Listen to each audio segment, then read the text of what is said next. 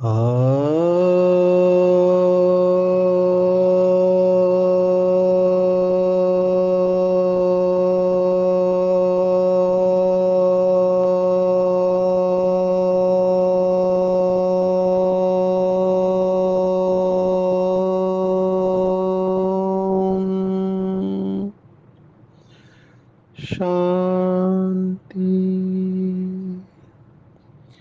आज 12 मई 2023 भारत में शुक्रवार है।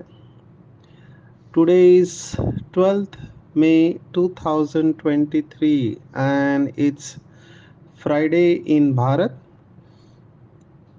आज की मुरली का जादुई रहस्य स्वयं को प्रेरणा देने के लिए Magical Secrets of today's Murli for motivating the self। बाबा की कभी लहर चलती है तो बाबा उसी लहर को लेकर लगातार उसकी गहराई में लेके जाते हैं।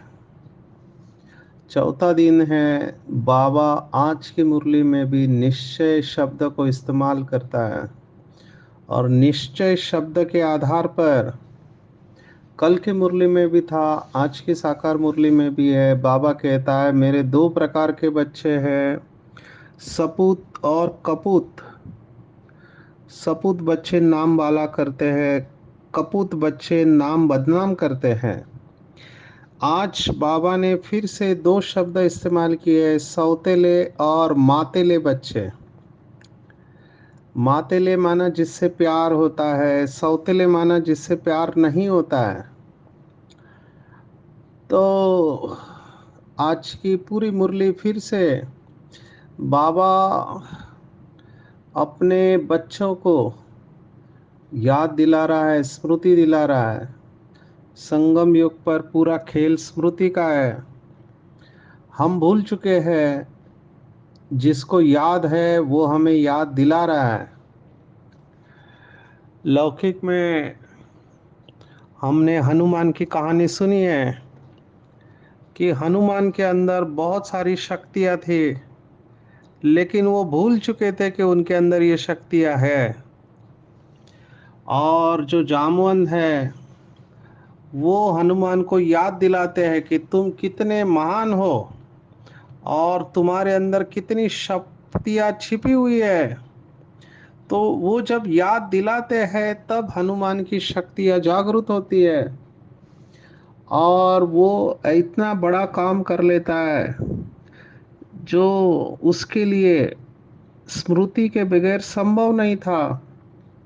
हनुमान का पासवर्ड है जय श्री राम। जैसे ही वो जय श्री राम कहता है तो वो छलांग लगाने के लिए तैयार हो जाता है। आजकल ब्रह्मा कुमारीज में एक ट्रेंड निकली हुई है, एक टॉपिक बहुत फेमस होते जा रहा है। काफ़ी समय हो गया है वैसे, लेकिन ये टॉपिक है खुशी का पासवर्ड। ये पासवर्ड, ये जो भाषा है ये कंप्यूटर की भाषा है। जैसे मोबाइल में भी पासवर्ड होता है, कंप्यूटर में भी पासवर्ड होता है। कई सारे लॉक्स होते हैं जिसमें खजाना रखा हुआ रहता है, पैसे रखे हुए रहते हैं, गहने रखे हुए रहते हैं। आप कभी किसी 5 स्टार होटल में जाओ तो वो लोग चाबी वगैरह नहीं रखते, लॉक पासवर्ड रहता है, उनके सेफ होते हैं। तो जिसमें आप अपनी महंगी चीज़ें रख सकते हैं, तो उसका भी पासवर्ड होता है। पासवर्ड से खजाना अनलॉक हो जाता है। बाबा ने भी हमको पासवर्ड दिया हुआ है और हमारा पासवर्ड है मेरा बाबा। यस, ये हमारा पासवर्ड है।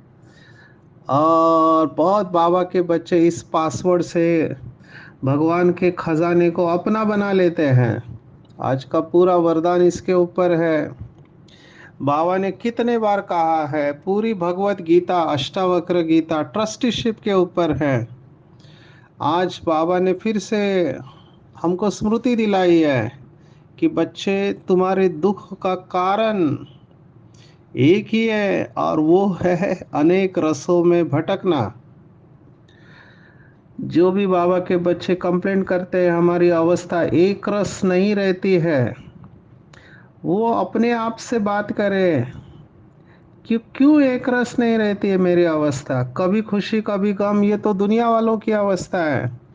बाबा के बच्चों की अवस्था कभी खुशी कभी गम नहीं होनी चाहिए, लेकिन होती है तो समझना चाहिए कि बाप के अलावा और भी कई रसों में अटके हुए हैं। तो अनेक रसों में भटकना, बाबा ने शब्द इस्तेमाल किया, इसको कहते हैं गृहस्थी। गृहस्थी माना अनेक रस। बाबा ने अलग अलग मुरलियों में इसको अलग अलग शब्दों से बताया। गृहस्थी माना बोझ। एक्चुअली गृहस्थ आश्रम था, लेकिन अभी गृहस्थ धर्म हो गया, आश्रम नहीं रहा, उसमें आश्रम अलग हो गया, इसलिए भारी हो गए हैं। गृहस्थी माना बोझिल इंसान, जिसको गृहस्थी कहते हैं क्या करे, अभी गृहस्थी है, परिवार है, बच्चे हैं, सबको देखना पड़ता है, सबको संभालना पड़ता है। ये है आम गृहस्थी के बोल। लेकिन जैसे हम बाबा के बच्चे बन जाते हैं, जब तक गृहस्थी से ट्रस्टी नहीं बनते, तब तक हम हल्के नहीं हो सकते। ट्रस्टी माना सदा हल्का और गृहस्थी माना सदा बोझ वाला। गृहस्थी माना बाबा ने आज का अनेक रसों में भटकने वाला, और ट्रस्टी माना सदा एक रस, एक बाप से ही सर्व रस प्राप्त करना। जब अनेक रस प्राप्त कर रहे हैं, काका चाचा मामा पति पत्नी पुत्र पुत्री, अनेक रस में बुद्धि भटकी हुई है, तो स्थिर कैसे हो सकती है? और इस सब का कारण है मेरा मेरा बहुत हो जाता है। बाबा ने इतनी सूक्ष्म बात बताई है। लौकिक में मेरा मेरा अलग होता है, मेरा घर, मेरा परिवार, मेरे रिश्तेदार, मेरी प्रॉपर्टी, मेरा बैंक बैलेंस, कितना मेरा है। पर लौकिक से अलौकिक में आने पर भी मेरापन नहीं छूट रहा है। ये बहुत इंटरेस्टिंग है। भक्ति मार्ग में कहानियां लिखी हुई है इसके ऊपर। एक बिजनेसमैन था, बहुत पैसे वाला, रोज पैसों की गड्डी गिनता रहता था। कई लोगों को आदत होती है, धन में बहुत मोह रहता है। कई दुकान वाले मैंने देखे हैं, दिन भर दुकान में उनका कलेक्शन होता है तो गिनते रहते हैं, बार बार गिनते रहेंगे, जैसे कि वो भाग रहा है पैसा, लेकिन उनको अच्छा लगता है। ऐसे भी कई लोग हैं जो अपनी तिजोरी को बार बार खोल के वो पैसे को देख के उनकी आंखों को ठंडक मिलता है। कई बूढ़े लोग होते हैं, मैंने देखा है, उनका जो भी गहना है, थोड़े बहुत पैसे है, वो अपनी पेटी बिस्तर में ताले लगा कर रखते हैं और उसको चेक करते रहते हैं बार बार। तो ये बिजनेसमैन जो पहले नोटों की गड्डी गिनता था हमेशा, अभी उसको किसी गुरु का साथ मिल गया और उसको लगा कि भगवान को याद करने में फायदा है, इससे ज्यादा फायदा भगवान को याद करने में है। तो उसने अपने वस्त्र बदल दिए, है ना, वो गहरे रंग का वस्त्र पहना और हाथ में माला, गले में माला, और माला लेके बैठ गया भगवान के सामने, और माला भी गिनती करने लगा, क्योंकि गिनती के संस्कार तो थे ही। 108 की एक, फिर 108 की दो, ऐसे करके नाम लेने लगा, और गिनती के ऊपर जो उसका ज्यादा ध्यान था। तो एक बार मंदिर में गिनती करते वक्त उसको किसी के हंसने की आवाज सुनाई दी। तो उसने आजू बाजू में देखा, कोई नहीं था। फिर माला गिनती करने लगा, फिर हंसने की आवाज सुनाई दी। तो उसने देखा कि उसके सामने जो परमात्मा की, भगवान की मूर्ति थी, देवता की, वो हंस रही है। तो उसने पूछा कि भगवान क्या हुआ, आप हंस क्यों रहे हो? तो बोलते, परमात्मा उसको कहता है, तूने कपड़े बदली किए, तुझे वैराग्य आ गया, लेकिन तेरा गिनती नहीं गया अभी तक। पहले धन को गिनता था, अभी इधर आके मालाओं को गिनता है। जो स्वयं अगणित है, जिसको गिना नहीं जा सकता है, उसको आप माला में क्यों गिन रहे हो? कबीर ने भी इसके ऊपर कहा हुआ है कि माला फेरत जुग भया, गया न मन का फेर। है ना, मन का फेर दे, तुरंत मिला दूं तो। माना माला ही फेर रहे, राम राम राम राम कह रहे हैं, कोई अल्लाह अल्लाह कह रहा है, कोई और गॉड गॉड कह रहा है, जो भी है, हर एक धर्म के अपने मंत्र है, जो भी वो फॉलो करते हैं, अभी उसमें ही वो बिजी है। मेन है कि ये जो फेरा है, ये मन का फेरा है, मेरा मेरा बहुत है। बाबा ने भी इसी बात को गहराई में लेके गया। बाबा ने इतनी सूक्ष्म बात कही कि वहां पे मेरा तो छोड़ दिया,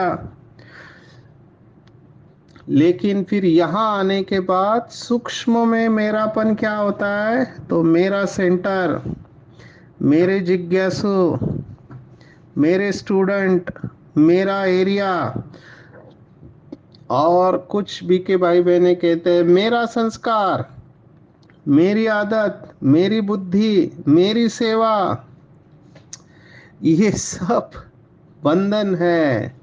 और यही मेरापन हमको उड़ने नहीं देगा। ये मेरापन जो है अपने संस्कारों में, अपनी चीजों में, ये दुख का कारण बनेगा। क्योंकि मेरा बोलते ही आपको इनसिक्योरिटी फील होगी। मैंने कई बार देखा है, रास्ते पे गाड़ी चलाते हैं कई लोगों का कार में मोह होता है। थोड़ा भी कार को कुछ हुआ तो उधर ही झगड़ा करना चालू होते, क्योंकि कार पे स्क्रैच आ गया तो ऐसे लगता है उनके शरीर के ऊपर स्क्रैच आ गया। ये टू मच अटैचमेंट है कार के अंदर, घर के अंदर।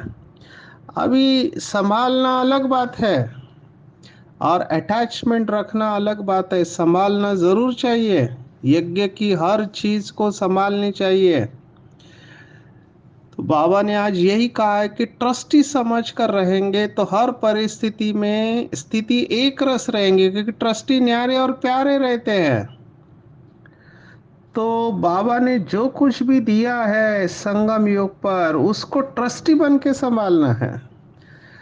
मेरे पास जब माताएं भाई बहनें आते हैं प्रॉब्लम लेके, गृहस्थी वाले, तो मैं उनको एक ही सवाल पूछता हूँ कि जिस घर में आप रहते हैं वो घर किसका है, तो कहते हैं बाबा का है। ठीक है, दूसरा प्रश्न, आपके घर में जो भी रहते हैं पति पत्नी बच्चे, वो किसके हैं, तो कहते हैं बाबा के हैं। ठीक है, तीसरा प्रश्न, घर को चला कौन रहा है, तो कहते हैं बाबा चला रहा है। अच्छा, घर बाबा का है, उसमें रहने वाले बाबा के बच्चे, घर को बाबा चला रहा है, तो आपको किस बात का टेंशन है? माना आप बोलते हो कि सब बाबा का है, लेकिन दिया नहीं है बाबा का। जैसे वो भक्ति मार्ग में कहते हैं कि तन मन धन सब है तेरा, क्या लागत है मोर। माना मेरा कुछ नहीं है, सब कुछ। वो सिर्फ बोलने के लिए बोलते हैं, लेकिन अंदर से तो भाव रहता ही है कि मेरा है करके। तो इसको भगवत गीता कहते हैं मिथ्याचारी। मिथ्याचारी माना बाहर से बता रहे हैं कि हमारा किसी में लोभ नहीं है, मोह नहीं है, हमारे अंदर वासना नहीं है, बाहर से दिखा रहे हैं, लेकिन अंदर से मन में ये सब दबी पड़ी है। भगवत गीता इसको मिथ्याचारी कहते हैं। माना इंद्रियों का दमन करके मन के अंदर विषयों का चिंतन करते रहना, इसको मिथ्याचारी कहा है। अभी इसमें नुकसान उसी आत्मा का होता है। तो इससे छूटने का मुझे लगता है सबसे सरल तरीका कि अपने आप को बार बार याद दिलाते रहो, बार बार याद दिलाते रहो कि मेरा कुछ भी नहीं। मैं इसका अभ्यास करता हूँ, दो शब्द, मेरा कुछ भी नहीं और मुझे कुछ भी नहीं चाहिए। तीसरा मेरा अभ्यास होता है जो कुछ भी आंखों से दिखाई देता है ये सब जाने वाला है। लौकिक में बीरबल और अकबर की कहानियां बहुत फेमस हुई है, तो उसमें भी बहुत सारा विजडम है। एक बात, अकबर ने बीरबल को पूछा कि ऐसा एक वाक्य बनाओ या बताओ जो सुख में पड़े तो भी सही है, दुख में पड़े तो भी सही है। तो बीरबल ने बहुत समझ के एक वाक्य बोला कि वो वाक्य है जहां पना, वो वाक्य है ये भी चला जाएगा। सुख आए तो भी आप सोचो ये भी चला जाएगा, दुख आए तो भी सोचो कि ये भी चला जाएगा, क्योंकि हर चीज परिवर्तनशील है। दुख भी ज्यादा समय तक नहीं रहता है और सुख भी ज्यादा समय तक नहीं रहता है। शिव बाबा ने मुरलियों में कहा हुआ है, सुख दुख का ड्रामा है। तो सुख में आसक्त नहीं होना है और दुख में भी आसक्त नहीं होना है। दोनों को साक्षी होके देखना है। हमने साक्षी अवस्था के अभ्यास में इस बात को गहराई से देखा था कि आकाश में दोनों प्रकार के बादल है, सफेद बादल भी है, काले बादल भी है। सफेद बादल सुख की घटना है, काले बादल दुख की घटना है। जैसे दिन होता है और रात होता है, दिन के बाद रात, रात के बाद दिन। तो ज्यादा खुश भी नहीं होना चाहिए, ज्यादा दुखी भी नहीं होना चाहिए। बाबा के महावाक्य है, स्टेबल रहो, स्टेबल रहो। योगी माना स्थिर। इसलिए गंभीरता का गुण हमको स्टेबल रखने में बहुत मदद करता है। बाबा ने कई मुरलियों में कहा है, गंभीरता जमा का खाता बढ़ाती है। हमारी मम्मा गंभीर थी, ईशु दादी गंभीर थी, बहुत सारे गंभीर आत्माएं, जगदीश भाई गंभीर थे। क्यों? गंभीरता कैसे आती है? नेचुरली आती है। जितना आप अंदर से भरपूर होते जाओगे, आपको चुप ही होना पड़ेगा। हिंदी में कहावत है, जो बहुत आवाज करता है तो समझने का वो अंदर से खाली है। क्योंकि जो अंदर से भरा हुआ है उसको आवाज करने की जरूरत ही नहीं है, वो स्वयं में संपूर्ण है। और यही आज का स्लोगन भी है, संतुष्टता और सरलता का संतुलन रखना ही श्रेष्ठ आत्मा की निशानी है। संतुष्टता के साथ सरलता भी बहुत जरूरी है। इनफैक्ट मैं कहूंगा, जो सरल है वही संतुष्ट रह सकते हैं। सरल चित्त बहुत बड़ी धारणा है। आजकल मैं इस धारणा को बहुत कम लोगों में देखता हूँ। सरल चित्त लोग इस समय इतने कॉम्प्लिकेटेड हो गए हैं। क्यों कॉम्प्लिकेटेड हो गए, क्लिष्ट हो गए? क्योंकि झूठी दुनिया है, दिखावे की दुनिया है। इतना कंपटीशन है जिसके लिए दिखावा करना पड़ता है। हिंदी में कहते हैं कि आप अगर अच्छे हो तो अच्छे बने रहो, सिद्ध करने में अपनी एनर्जी मत लगाओ कि आप अच्छे हैं। और मैं देख रहा हूँ चारों तरफ मार्केटिंग यही बात सिखाता है कि आप अच्छे हो, ये दुनिया को बताते रहो, बताते रहो, बताते रहो। यहाँ पर स्पिरिचुअलिटी हमको मदद करती है, आध्यात्मिकता कि जो अच्छे योगी रहते हैं, तपस्वी आत्माएं रहती है, वो शांत रहती है, गंभीर रहती है। वो किसी को इन्फ्लुएंस करने की कोशिश नहीं करती है, प्रभावित करने की कोशिश नहीं करते, क्योंकि वो स्वयं में संपूर्ण है। मैंने अव्यक्त बाप दादा को देखा है, आप सब ने भी देखा होगा। बाबा जब मुरली में सुनाता है कि ब्रह्मा बाबा जब संपूर्ण अवस्था के नजदीक थे, तो दादिया अपना समाचार सुनाने के लिए बाबा के पास जाती थी, सेवा ये किया या ऐसा हुआ वैसा हुआ।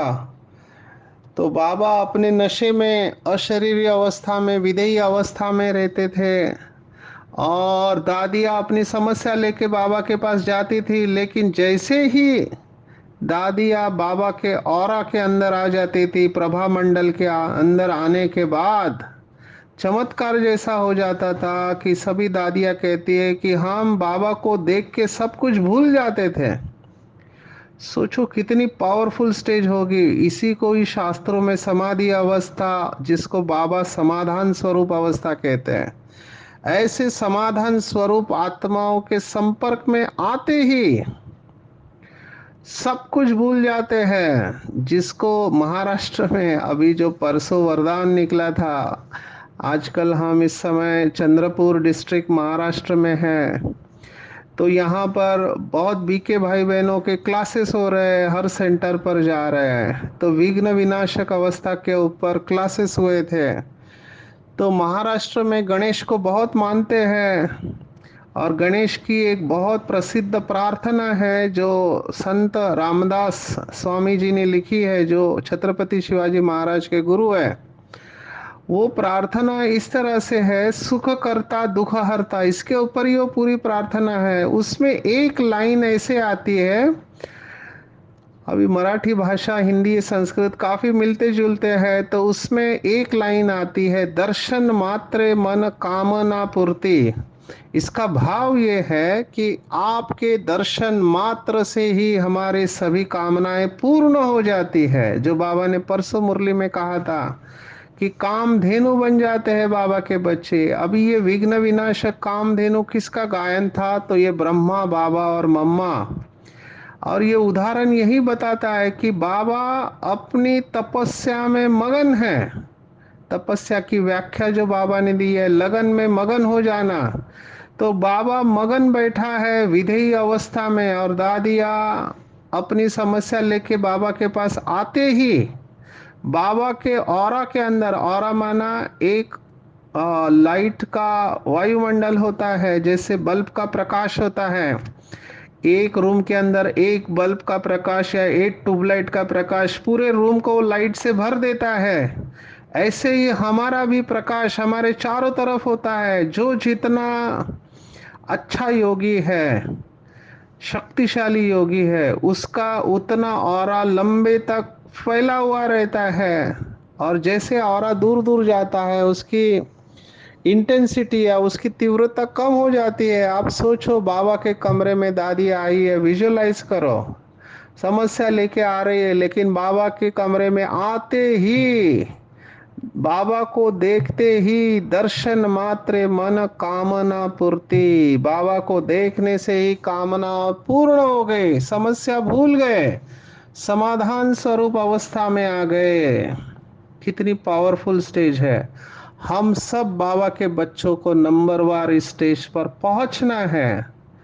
और इस स्टेज का बाबा ने जो कहा, सरल चित्त, सरल चित्त, चित्त में सरलता हो, कॉम्प्लिकेटेड नहीं चित्त होना चाहिए, अंदर बाहर अलग नहीं होना चाहिए, स्वार्थ नहीं होना चाहिए, निर्मल, निर्मल निमित्त भाव, चित्त में बिल्कुल मैल नहीं होना चाहिए।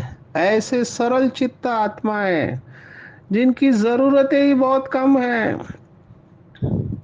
बाबा ने बहुत बार मुरलियों में कहा है कि पेट केवल 2 रोटी मांगता है। मैं बहुत सेंटर पर जाता हूँ तो बहनें मेरे को एक प्रश्न पूछती है, सचिन भाई आप क्या खाएंगे? नाश्ते के लिए क्या बनाओ, दोपहर के लिए क्या बनाओ, रात के लिए क्या बनाओ? और मैं सचमुच में टेंशन में आ जाता हूँ। वैसे मैं स्ट्रेस मैनेजमेंट के ऊपर लेक्चर लेता हूँ, लेकिन बहनों के इस सवाल से मैं क्लीन बोल्ड हो जाता हूँ। क्यों? क्योंकि बहनें कभी सोचा ही नहीं कि खाने में भी कुछ चॉइस रखना चाहिए। हम कुमार हैं, हमको जो मिलता है हम खा लेते हैं। तो जब बहनों ने पूछना चालू किया, मैं भी सोचने लगा कि मुझे क्या अच्छा लगता है, तो पता चला मेरी कोई चॉइस ही नहीं है। जो मिलता है थाली में हम खा लेते हैं। हम तो मुंबई में जब रहते हैं तो सोचते ही नहीं है। मुझे तो लगता है खाना बनाने में भी काफ़ी टाइम वेस्ट हो जाता है, तो मैं 10 मिनट में खिचड़ी बना लेता हूँ। मूंग की दाल और चावल डाल के उसमें सब्जी डाल के कौन टाइम डालेगा, क्योंकि उसमें आधा 1 घंटा 1.5 घंटा आपको टेस्ट की सब्जी चाहिए, ये चाहिए। हम सोचते ही नहीं है। पेट भर जाना चाहिए और शरीर को पोषण मिलना चाहिए, दैट्स ऑल। तो जब बहनें ये सवाल पूछती है तो मैं उनको कहता हूँ, दीदी आपको जो अच्छा लगे बनाओ।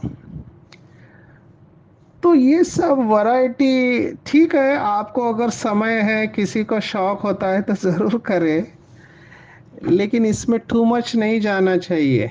क्योंकि एक बार आपको चटपटा अच्छा खाने की आदत लग गई, फिर आपको दूसरा खाना अच्छा नहीं लगेगा। और हम सबको पता है कि बाबा की श्रीमत है कि 36 प्रकार का भोजन मिले तो भी अच्छा, और सूखी दाल रोटी मिले तो भी अच्छा, दोनों में अवस्था समान चाहिए। तो जहाँ पे संभव हो, मैं ये ज़रूर कहूँगा कि कम से कम चीज़ों में जो इजीली अवेलेबल है उसके ऊपर अपने शरीर का गुजारा करें। किसी को बीमारी है तो हम समझ सकते हैं उसका डाइट अलग हो। कहने का भाव है संतुष्टता का गुण धारण करें। संतुष्ट आत्मा कम से कम चीज़ों के ऊपर डिपेंडेंट होगी। योगी जो होते हैं, बाबा ने कई बार मुरलियों में कहा है कि योगी जो होते हैं उनका भोजन बहुत कम होता है। क्यों कम होता है? क्योंकि वो अंदर से इतने तृप्त है, संतुष्ट है कि भोजन से सुख खींचने की उनको जरूरत ही नहीं है। शरीर के लिए आवश्यक है उतना वो जरूर देंगे।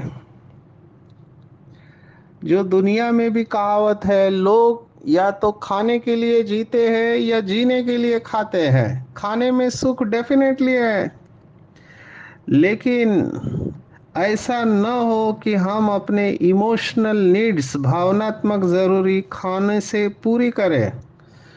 अभी मैं एडिक्शन में काम करता हूँ तो हमने देखा है खाने की चीज़ों का भी एडिक्शन होता है। जब मूड ऑफ होता है तो ऐसी चीज़ें खा लेते हैं जिससे मूड बन जाता है। इसके ऊपर भी रिसर्च हुआ है कि food decides your mood and mood decides your food. Food से माना फूड से मूड बनता है, और मूड जैसे होगा वैसे फूड खाएंगे। ये भी एक प्रकार की डिपेंडेंसी। हमको ये सब छोड़ना है। कहने का भाव संतुष्टता और सरलता, इसका संतुलन रखना है। आज बाबा ने कहा इसके ऊपर चिंतन करें, अपने आप से बात करें, क्या मैं सरल चित्त आत्मा हूँ या कॉम्प्लिकेटेड हूँ? क्या मैं संतुष्ट हूँ या असंतुष्ट रहती हूँ? क्या मुझे रसों में बुद्धि जा रही है? आजकल आमरस का सीजन है। मैंने देखा कई लोगों को रोज आमरस चाहिए। अभी आप सोचो, जिसको रोज आमरस खाने की आदत लग गई है, एक दिन आमरस नहीं मिला तो उसको खाली खाली लगेगा। तो कोई भी व्यक्ति और वस्तु, खाने पीने की, पहनने की चीज, इसके ऊपर हम डिपेंडेंट नहीं रहे, फ्लेक्सिबल रहे, मेरेपन से पूरी तरह से मुक्त रहे, तभी हम दुखों से मुक्त हो सकते हैं। आज तो बाबा ने कहा मनुष्य से ज्यादा अकल तो भ्रमरी को होता है। वो जो भ्रमरी होती है वो भी भू भू कर कीड़ों को अपने जैसा बना लेती है। तो हमको भी इन सब मनुष्यों को भ्रमरी की तरह भू भू करके देवता बनाने की सेवा करनी है। और विशेष बाबा ने कहा निश्चय बुद्धि, फिर से निश्चय बुद्धि। कुछ बाबा के बच्चों को बाबा ने कहा कि ये निश्चय ही नहीं होता है कि अभी पवित्र बनेंगे तो पवित्र दुनिया के मालिक। और ये बाबा बिल्कुल ठीक कह रहा है। मैं जब इंटरव्यू लेता हूँ बीके भाई बहनों का कॉन्फिडेंशियल, उनको अंदर से आता ही नहीं है कि मैं मालिक बनूंगा पवित्र दुनिया का। उनकी बुद्धि स्वीकार ही नहीं करती है। क्यों नहीं स्वीकार करती? क्योंकि निश्चय नहीं है। और इसलिए वो 100% नहीं आते ईश्वरीय सेवा में। मुझे पूछते आप 100% क्यों हो? मैंने कहा भगवान ने कहा बस इतना काफी है। लेकिन इनको अंदर से नहीं आता है कि छलांग लगानी चाहिए।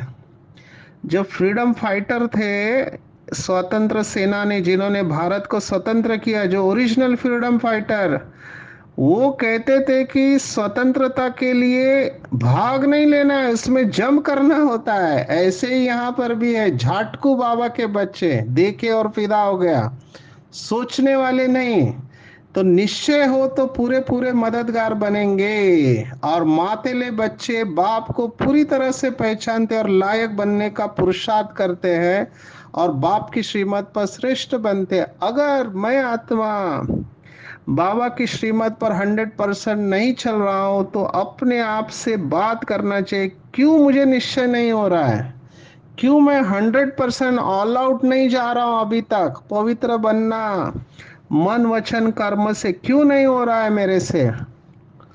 क्योंकि कहीं ना कहीं मेरे निश्चय में कमी है। तो अपने निश्चय को फिर से पक्का करें, और अपने आप से बात करे कि मैं बाबा का मातेला बच्चा हूँ, बाबा ने जो कहा वो मैं करके ही दिखाऊंगा। तो आज के पूरी मुरली का टेक होम है, मैं कहूँगा ट्रस्टी बनो। बाबा ने मुझे ज्ञान में लाया है, मेरे पास जो कुछ भी है सब बाबा का है, मेरी कोई इच्छा नहीं है, मुझे कुछ भी नहीं चाहिए। मेरी एक ही इच्छा थी कि शिव बाबा मुझे मिल गया, बस अभी उसकी याद में रहना है। जो कुछ भी होगा अच्छा ही होगा, मैं हमेशा श्रीमत पर चल रहा हूँ, इसलिए मेरा कल्याण निश्चित है। अच्छा, ओम शांति।